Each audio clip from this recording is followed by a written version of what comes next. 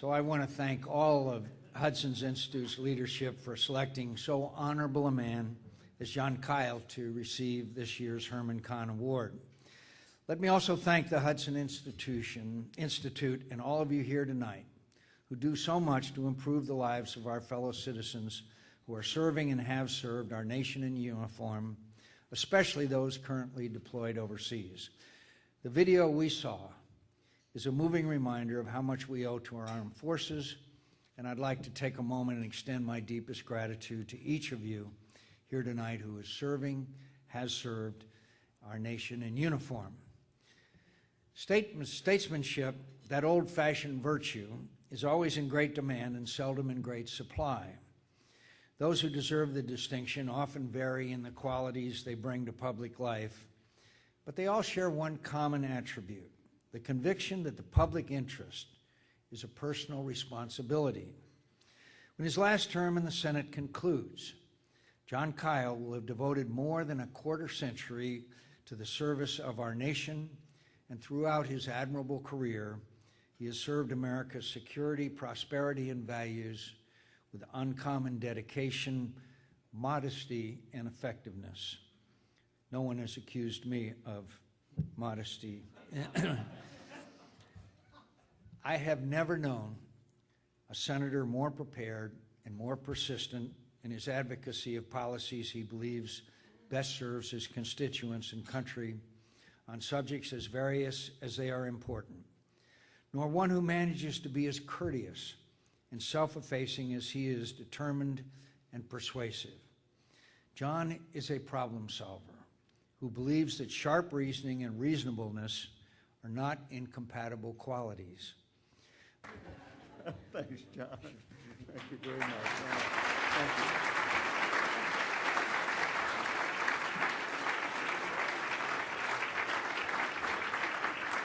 Thank you.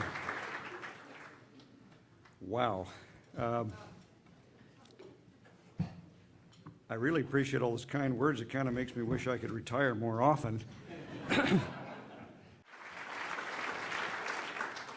Well, what an honor it is for me to receive the Herman Kahn Award from the Hudson Institute, particularly on this auspicious 50th anniversary occasion.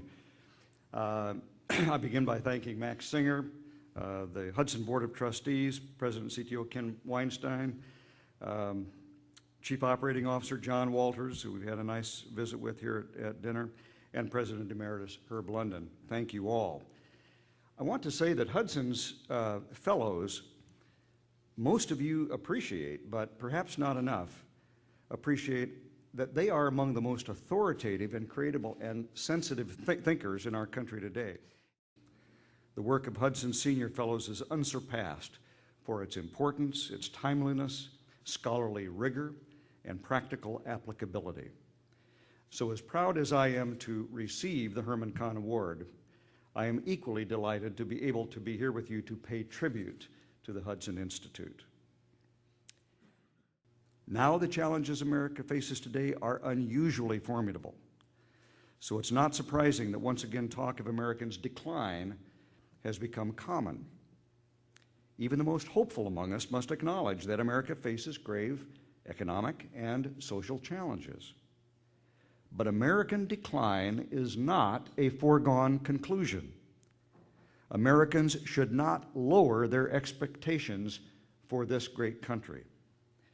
We should not resign ourselves to a diminished and constrained role for the United States in the world of the 21st century.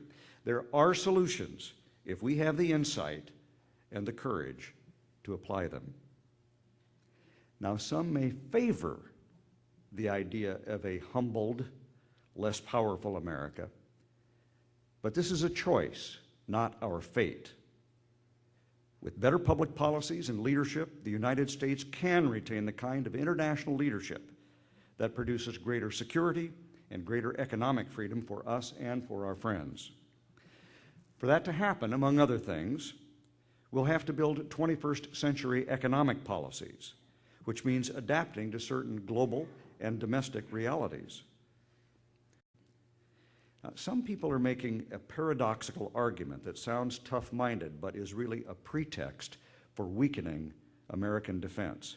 They start with the premise that the key to a strong America is a strong economy.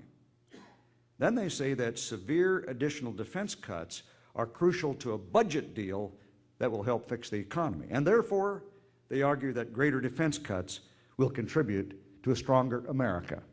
This is sophistry of the most reckless kind.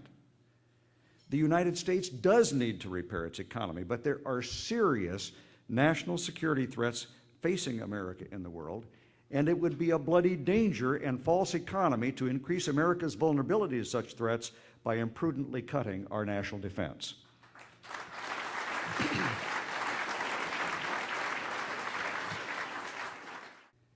There's much more that could be said about America in the 21st century.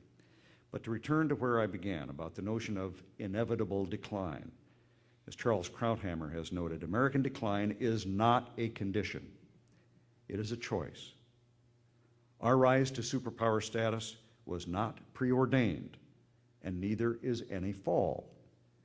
If we remain true to our principles, elect strong leaders, and pursue wise policies that protect our security and preserve the liberty of the American people, there is no reason that the 21st century cannot be another American century. That is our challenge. Thank you.